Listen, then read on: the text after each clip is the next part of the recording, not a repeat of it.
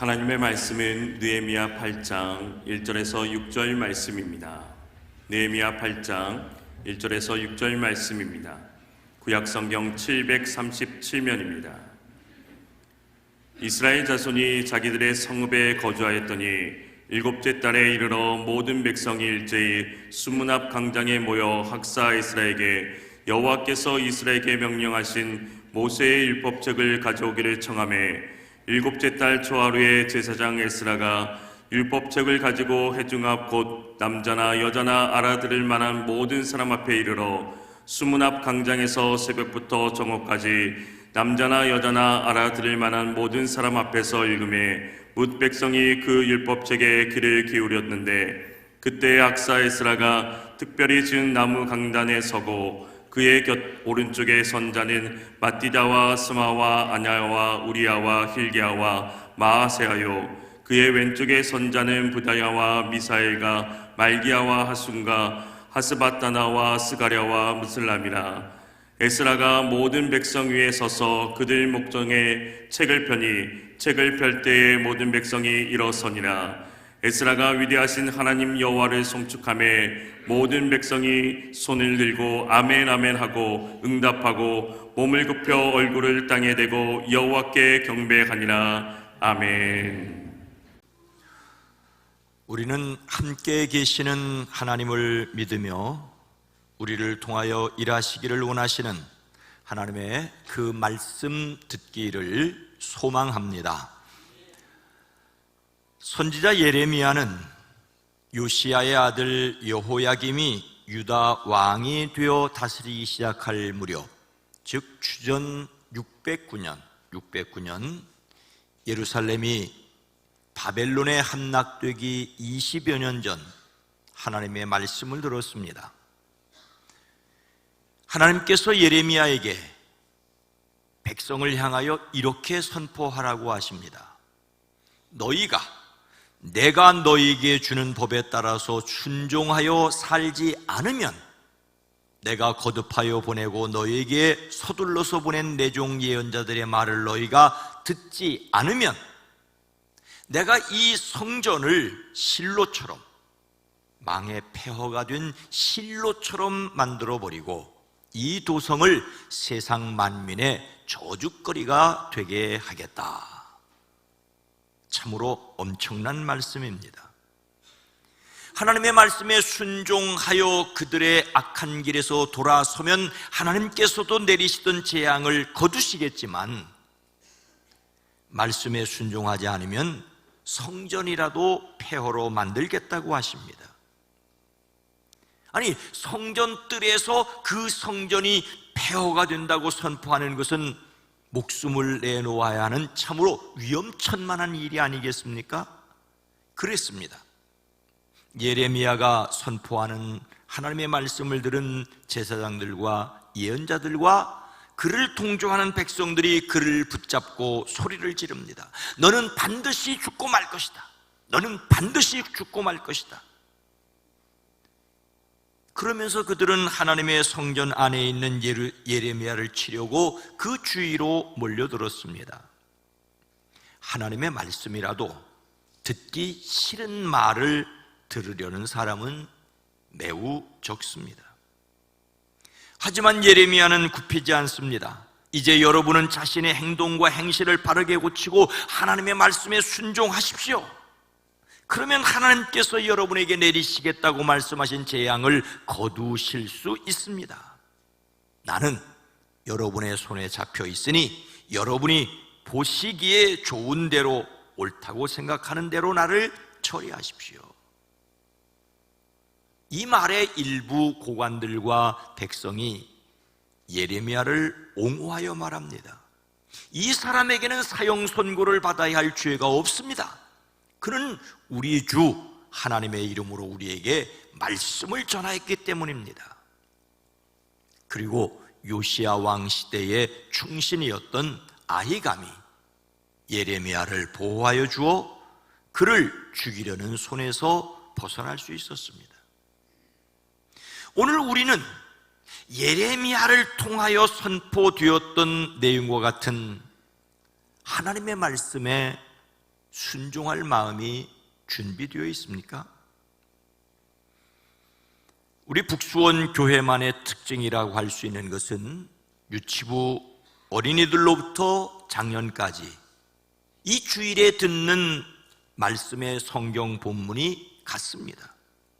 지금 여러분이 듣고 계시는 느헤미야 8장 내용을 지금 이 시간 유치부서에도, 아동부서에도, 청소년부에도, 청년부에서도 듣습니다. 이것은 같은 내용 말씀을 듣고 가족들이 받은 은혜와 생각을 나누기 위해서 시작되었습니다. 나눌 가족이 없어도 우리 교회 다음 세대를 생각하고 성도들 각자가 창세기에서부터 요한계시록까지 성경 전체를 통찰했으면 좋겠다는 제 생각입니다. 연대기 순으로 성경을 읽어 창조, 족장, 출애굽, 가나안 정착, 왕정, 분열, 포로, 그리고 귀한까지의 구약 내용을 오늘로써 매듭을 짓게 되었습니다. 다음 주일 부활절을 지내면 신약 성경 복음서에서 계시록까지 말씀 속을 달릴 것입니다. 이렇게 말씀을 듣는 것은 가족이 말씀을 나누는 것과 성경 전체의 말씀을 골고루 듣는 것을 넘어서 하나님의 말씀에 순종, 성경을 하나님의 말씀으로 그 권위를 인정하고 순종하여 실행하기 위해서입니다. 물론 예수님의 십자가와 부활을 믿음으로 하나님의 자녀된 이들이 성령의 도움으로 도전하는 것입니다. 성령의 도움으로 말씀에 순종에 도전하는 저와 여러분 모두가 되어지기를 주의 이름으로 축원합니다. 오늘 말씀에서 모든 백성이 제사장 겸 학사 에스라에게 모여와 무엇을 청하였습니까? 1절 말씀입니다. 함께 읽습니다. 이스라엘 자손이 자기들의 성읍에 거주하였더니 7째 달에 이르러 모든 백성이 일제히 수문 앞 광장에 모여 학사 에스라에게 여호와께서 이스라엘에게 명령하신 모세의 율법책을 가져오기를 청하매.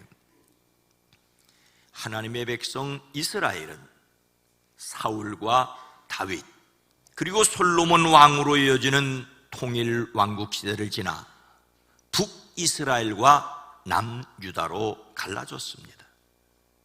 북이스라엘은 아수르에 멸망하여 흩어졌고 남유다는 바벨론의 포로로 잡혀갔습니다. 포로로 잡혀갔던 그들은 제1차로 돌아와 스룹바벨을 중심으로 무너진 예루살렘 성전을 70년 만에 재건하였습니다. 제2차로 돌아온 에스라는 하나님의 말씀을 깊이 연구하고 지켜 가르치기로 결심하였습니다. 그런데 에스라의 노력이 꽃을 피우는 데는 시간이 걸렸습니다. 제3차로 돌아온 느헤미야가 성벽을 재건하고 안전이 보장된 후에야 비로소 말씀의 열매를 맺을 수 있었습니다. 오늘 말씀은 느헤미야가 성벽 재건을 마친 후에 에스라의 활약을 다루고 있습니다. 모든 백성이 한꺼번에 예루살렘 수문 앞 광장에 모였습니다. 수문은 예루살렘 유일의 샘물이라고 할 수 있는 기온샘에서 가까워 물을 길어 오는 데 사용하였기 때문에 붙여진 이름입니다. 수문, 워터게이트. 이 수문 앞에는 넓은 광장이 있어서 집회하기에 적합하였습니다. 7월 첫 주, 7월 그들의 달력으로 우리의 달력으로 1월 정월입니다. 어떤 이유에서든지 그들이 그곳에 모였습니다. 그들은 제사장 겸 학사 에스라에게 하나님께서 이스라엘에게 명령하신 모세의 율법책을 가져오라고 청하였습니다. 청한다는 말은 말한다는 뜻이기도 하지만 소리를 지른다는 뜻이기도 합니다. 어떤 계기에서든지 그들은 하나님의 말씀에 갈급했습니다. 사람의 힘으로 안 된다는 것을 절감하였습니다. 그들은 여호와께서 이스라엘에게 명령하신 모세의 율법책, 오늘 말로 하나님의 말씀인 성경 듣기를 원하였습니다. 당시에 하나님의 말씀으로 모세를 통하여 그 백성에게 선포된 것은 창세기, 출애굽기, 레위기, 민수기, 신명기였습니다. 오늘날과 같은 책은 아니었겠지만 두루마리로 된 그 말씀의 전부 또는 일부였습니다. 그들은 모세라는 사람의 말을 듣기 원하였던 것이 아니라 하나님의 말씀 듣기를 원하였습니다. 성전이 재건되고 성벽이 재건된 예루살렘에서 하나님의 말씀을 듣는 것이 하나님 백성에 마땅한 일이었습니다. 그렇게 그들이 성전을 재건한 이유가, 그렇게 그들이 힘들게 성벽을 재건한 이유가 하나님의 말씀을 듣기를 원하는 것이었습니다. 우리는 오늘 말씀에서 그들이 얼마나 하나님 말씀 듣기를 바라고 소원하였는지를 알 수 있습니다. 모든 백성이 일제히 수문 앞 광장에 모였다라고 하고 있습니다. 모든 백성이 일제히 모였습니다. 이것은 그들이 한 사람도 빠지지 않고 모든 사람이 모였다는 것은 아닐 수도 있습니다. 그곳에 모든 나라의 백성이 동시에 전부 모일 수는 없었기 때문이죠. 그러나 거기에는 남자든 여자든 알아들을 만한 사람은 모두 나와 있었다라고 말하고 있습니다. 정말로 모일 수 있는 사람들은 최선을 다하여 다 모였습니다. 일반적으로 남자들만 모이는 것이 당시의 관례였으나 여자들뿐만 아니라 아이들이라도 알아들을 만한 사람은 다 모였습니다. 온 가족이 참여한 전 민족적 축제였습니다. 그들은 당시 하나님의 말씀의 최고 전문가였던 학사 에스라에게 요청합니다. 최고의 말씀 듣기를 원하였습니다. 단지 귀로 듣고 머리로 이해하는 지식이 아니라 하나님의 말씀의 의미를 분별하여 깨닫기를 원하였습니다. 그들이 하나님의 말씀을 듣기 원했던 목적은 하나님의 뜻을 분별하고 깨달아 실천하기 위해서였습니다. 그렇게 해서 에스라는 수문 앞 광장에서 남자든 여자든 알아들을 만한 모든 사람 앞에서 새벽부터 정오까지 무려 6시간 동안 큰 소리로 율법책을 읽었습니다. 어쩌면 그들은 새벽이 되기 전에 모여서 어둠이 걷히기를 기다렸다가 태양이 내리쬐어 너무 더워 말씀을 들을 수 없을 때까지 말씀을 들었습니다. 백성은 모두 율법책 읽는 소리에 귀를 기울였습니다.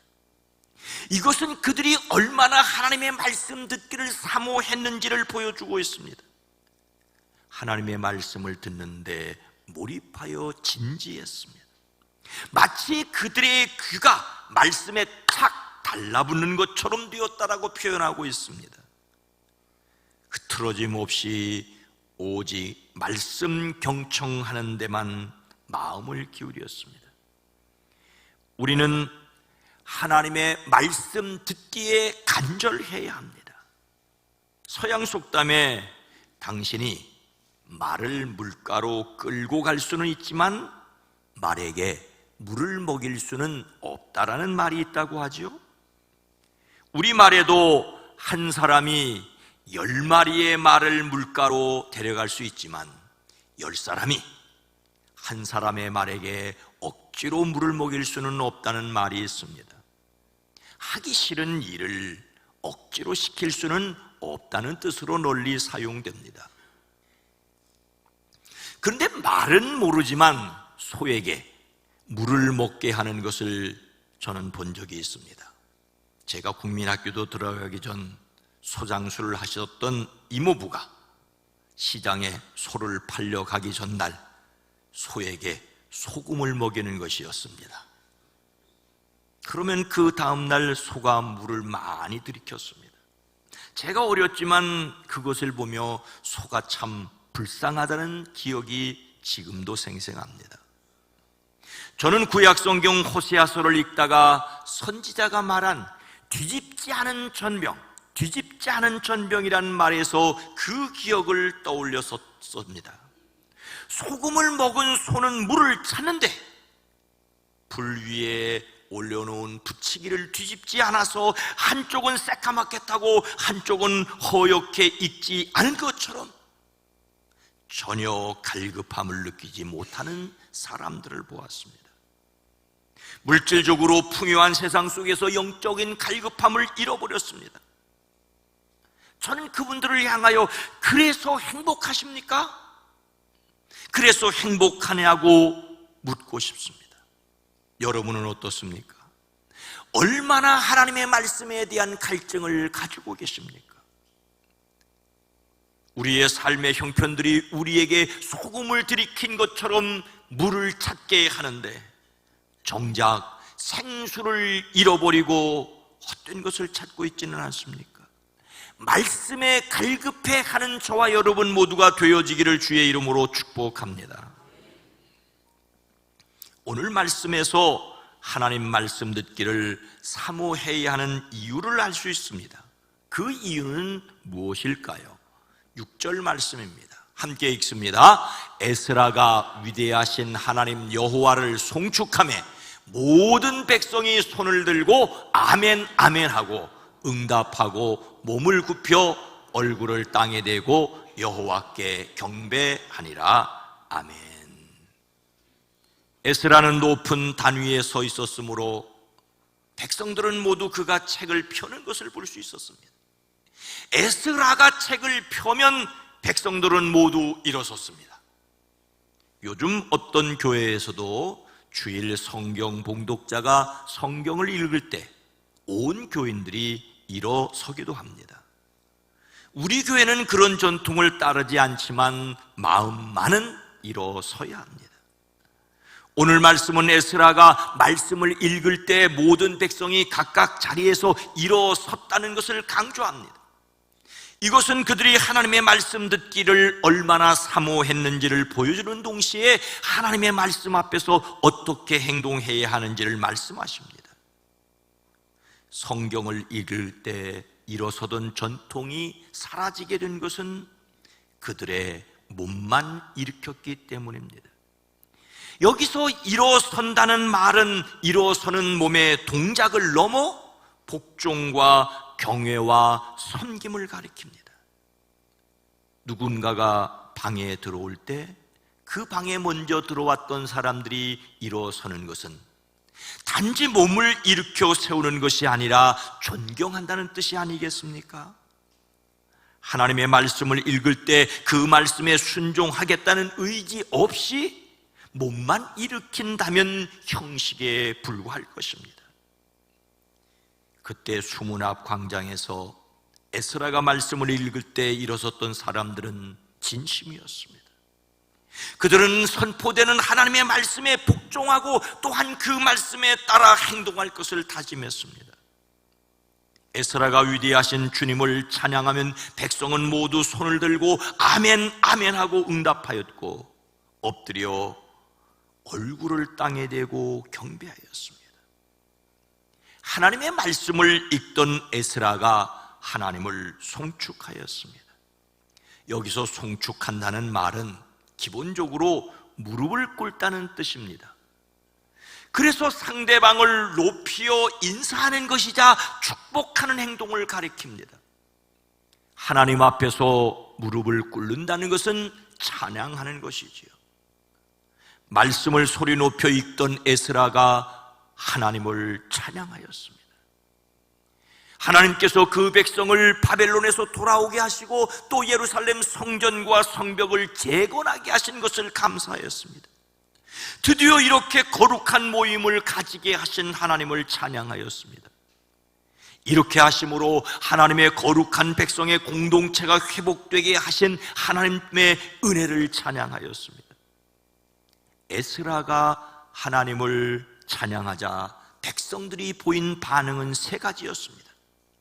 첫째, 모든 백성이 손을 들고 아멘 아멘 하고 응답하였습니다. 손을 들었다는 말은 전폭적으로 지지하는 것을 가리킵니다. 아멘이라는 말의 뜻이 참으로 그렇습니다, 참으로 그렇습니다라는 뜻입니다. 그런데 아멘을 거듭하여 아멘 아멘 하였다는 것은 참으로 그렇습니다, 참으로 그렇습니다, 신뢰와 지지를 뜻합니다. 둘째로 백성은 몸을 굽혀 얼굴을 땅에 대었습니다. 땅에 대었다는 것 그 자체가 하나님께 대한 절대적 복종을 가리킵니다. 아멘 아멘 하여 하나님께 절대 신뢰를 표현하고 이어 그분께 절대 복종을 표현하였습니다. 절대 신뢰와 절대 복종을 다짐합니다. 세 번째로 비로소 하나님께 경배합니다. 경배하다는 말은 말 그대로는 풀이 죽어서 납작 엎드리는 것을 가리킵니다. 송축하는 것처럼 무릎을 꿇고 몸을 굽히는 것이지만 다른 단어를 사용하여 거듭거듭 겸손히 하나님을 높이며 복종하는 것을 뜻합니다. 온전히 하나님만 높였습니다. 우리는 아멘하여 하나님을 경배해야 합니다. 성도들에게 참 미안한 것이 제게 있습니다. 제가 1977년 대학교 1학년 때 대전 충무체육관에서 당시 우리나라에서 굉장히 유명한 부흥 강사가 오셔서 집회를 열었고 제가 그 집회에 참석을 했었습니다. 그런데 제가 보기에 지나치게 인위적으로 아멘을 남발하고 그리고 아멘을 하게 하는 것을 보면서 제가 그때 아멘 알러지가 걸렸습니다.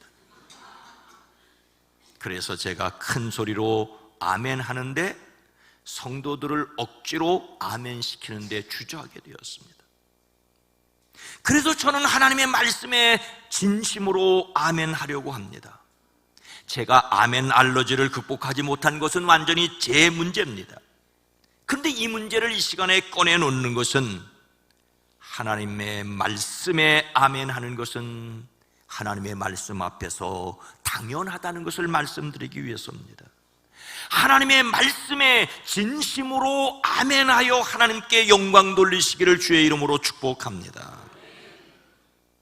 우리는 수문 앞 광장에 모인 사람들이 말씀을 사모한 그 이유가 무엇이었던지 결과는 하나님을 절대 신뢰하고 절대 충성하고 절대 예배했다는 것입니다. 내가 중심이 되고자 하는 사람들에게 이런 예배는 결코 쉽지 않습니다. 내가 중심이 되고자 하는 사람들에게 예배는 분명히 거슬리는 것입니다. 하지만 하나님께 영광 돌릴 때라야만 사람은 진정 행복할 수 있음을 알아야 합니다. 다윗이 하나님께서 내 영혼을 소생시키시고 자기 이름을 위하여 하나님의 이름을 위하여 의의 길로 인도하시는도다라고 고백했습니다. 이것을 깊이 묵상했던 적이 있습니다. 하나님은 자기 이름을 위하여 그 백성을 인도하시는 분이십니다. 하나님께서는 나를 사랑하고 내 계명을 지키는 자에게 천대까지 은혜를 베푸시겠다라고 말씀하십니다. 이 말씀은 계속해서 10계명 세 번째 계명 하나님의 이름을 망령되게 부르지 말라는 말씀과 연결됩니다.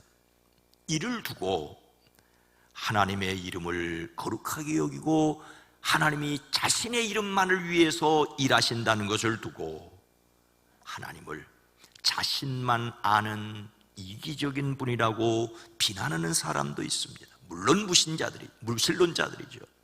근데 여러분, 하나님께 영광을 돌리지 않으면 헛된 곳에 영광을 돌리게 되고 영광을 자신이 차지하려면 우상화에 빠져 불행하게 된다는 결론이지 않습니까?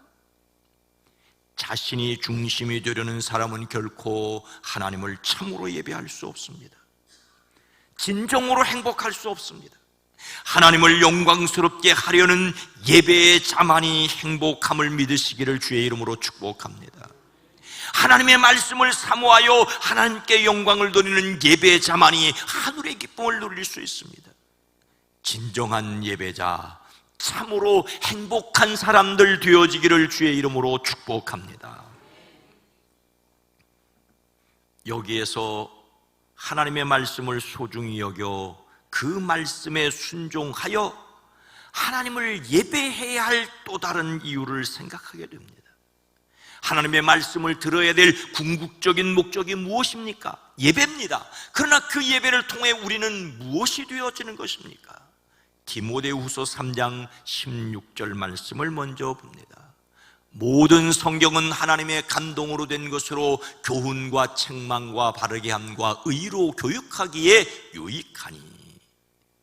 사도 바울은 믿음의 아들 디모데에게 그가 목회하는 에베소라는 도시에서 그 자신과 교회를 위해 어떻게 살아야 할지를 말씀합니다. 디모데는 바울의 가르침과 행동과 의향과 믿음과 오래 참음과 사랑과 인내를 따랐습니다. 바울과 디모데는 안디옥과 이고니온과 루스드라에서 박해와 고난을 함께 겪었습니다.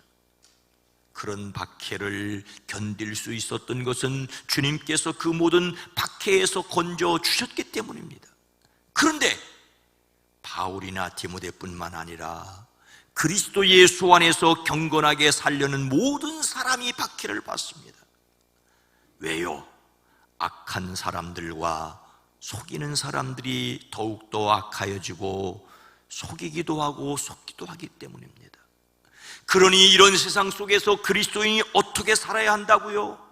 그대는 어려서부터 성경을 알았습니다. 성경은 그리스도 예수를 믿는 믿음으로 말미암아 그대에게 구원의 지혜를 줄 수 있습니다. 모든 성경은 하나님의 감동으로 된 것으로서 교훈과 책망과 바르게 함과 의로 교육하기에 유익합니다라고 말하고 있습니다. 세상에서 경건하게 살려는 사람들이 어려움을 겪을 수 있다는 말을 숨기지 않습니다. 오히려 적극적으로 하나님의 숨결이 담겨져 있는 하나님의 말씀에서 교훈을 듣고 책망을 받고 바르게 함을 따르고 의로 교육함을 받으라고 합니다. 그런데 그렇게 해서 이루어지는 것이 무엇이겠습니까? 이는 하나님의 사람으로 온전하게 하며 모든 선한 일을 행할 능력을 갖추게 하려 함이라. 앞에 느헤미야의 말씀에서 하나님의 말씀을 사모한 사람들은 에스라를 통하여 하나님의 말씀을 듣고 하나님을 신뢰하고 충성하는 예배자가 되었습니다. 이렇게 예배자가 되었다는 것은 단지 우리식으로 말하면 예배당 안에서 그치지 않았습니다. 그들은 돌아가서 먹고 마시며 없는 사람들에게 먹을 것을 나누어 주며 크게 기뻐하였습니다. 하나님의 말씀을 듣고 배운 바를 밝히 깨달은 사람들은 삶의 예배로 하나님을 기쁘시게 했습니다. 오늘 말씀에서 성경을 통하여 교훈과 책망과 바르게 함과 의로 교육함을 받은 사람의 유익은 무엇이냐? 그 말씀을 들은 사람들이 하나님의 사람으로 온전하게 되어진다는 것입니다. 그 사람들이 온갖 선한 일을 할 수 있게 되어진다는 것입니다. 여기에 하나님의 말씀을 들어야 할 이유가 있습니다. 하나님의 말씀이 하나님의 사람을 하나님 사람답게 하기 때문입니다. 하나님의 사람답다는 것은 온갖 선한 일을 할 수 있게 되는 온전한 사람이 되어진다는 것입니다. 사람이 선한 일을 하여 하나님의 사람이 되는 것은 아니지만 선한 일을 함으로써 비로소 하나님의 사람으로 인정받을 수 있는 사람은 없겠지만 그리스도 예수를 믿음으로 하나님 사람 된 이들이 선한 일을 해야 할 것은 틀림없는 사실입니다. 오늘 말씀은 하나님의 사람으로 온전을 말하고 있습니다. 저는 여기에서 사람의 태어남과 성장을 다시 말씀드립니다. 누구나 태어나는 순간 완전한 인간입니다. 갓난 아기라도 완전한 인격이라는 것을 인정해야 합니다. 그러나 그 갓난 아이는 성장해야 할 것이 틀림없습니다. 아기가 아무리 귀여워도 자라지 않으면 이만저만 걱정이 아니지 않겠습니까? 예수님을 믿는 순간 모든 사람은 하나님의 완전한 자녀입니다. 예수님을 맞아들인 사람, 곧 그 이름을 믿는 사람에게 하나님의 자녀가 되는 특권을 주셨습니다. 믿는 사람은 하나님의 완전한 자녀임을 믿으시기를 주의 이름으로 축복합니다. 그러나 여전히 벗어버려야 할 옛사람의 모습이 많습니다. 그래서 계속해서 옛사람을 벗어버리고 새사람 예수님을 닮아가는 것입니다. 예수님을 믿는 사람은 자신이 하나님의 자녀됨을 확신하고 거룩함에 도전해야 합니다. 이것이 바로 말씀과 기도와 찬양을 해야 할 이유입니다. 세상에서 하나님의 사람으로 그리스도 예수의 제자로서 성령으로 충만한 사람으로 살아가야 하기 때문입니다. 모든 그리스도인은 그리스도의 완전함에 도전해야 합니다. 우리는 하나님의 사람으로서 온전해야 합니다. 우리는 예수님께서 기도하라고 하신 대로 기도합니다. 나라가 임하시오며 뜻이 하늘에서 이루어진 것 같이 땅에서도 이루어지이다. 예수님을 믿음으로 하나님을 아버지라 부르는 하나님의 자녀임을 확신하십시오. 하늘에서 이루어진 것을 믿으십시오. 그리고 하늘에서 이루어진 것 같이 땅에서도 이루어지기를 기도합니다. 성령의 도우심으로 그리스도인의 완전에 도전하는 사람들이기를 주의 이름으로 축복합니다. 사랑하는 성도 여러분, 이런 시를 여러분은 아실 겁니다. 사람이 온다는 건 실은 어마어마한 일이다. 그는 그의 과거와 현재와 그리고 그의 미래와 함께 오기 때문이다. 한 사람의 일생이 오기 때문이다. 부서지기 쉬운, 그래서 부서지기도 했을 마음이 오는 것이다. 그 갈피를 아마 바람은 더듬어 볼 수 있을 마음, 내 마음에 그런 바람을 흉내낸다면 필경 환대가 될 것이다. 다시 이번에 정현종 시인의 방문객을 읽으면서 시인의 생각과는 전혀 다른 저만의 생각이겠지만 예수님과 그 말씀을 생각했습니다. 예수님께서 사람에게 오시는 것은 실로 어마어마한 일입니다. 그분은 우리를 위해 십자가 위에서 철저히 부서지셨습니다. 그리고는 죄인된 나를 안아주셨습니다. 영원한 미래를 주시기 위하여 부활하신 주님이 저를 환대해 주셨습니다. 그분의 말씀을 사모하며 그 주님을 닮아가는, 그래서 성령을 기도하는 저와 여러분 모두가 되어지기를 주님의 이름으로 축원합니다.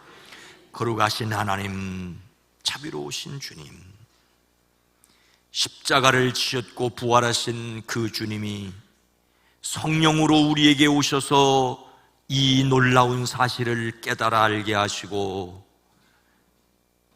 감히 허물 많은 우리를 천국 백성 하나님의 자녀 삼아주신 것이 이 세상의 그 어떤 환대와 비교할 수 있겠습니까? 우리를 하늘 백성 삼아주셨사오니 이 땅에 살아가는 동안 이해 못하는 사람이 있고 심지어 욕하고 손가락질하고 핍박하는 사람이 있다 할지라도 자신의 십자가를 묵묵히 지고 갈 권세 있어지게 하옵소서. 예수님의 이름으로 간절히 기도드리옵나이다. 아멘.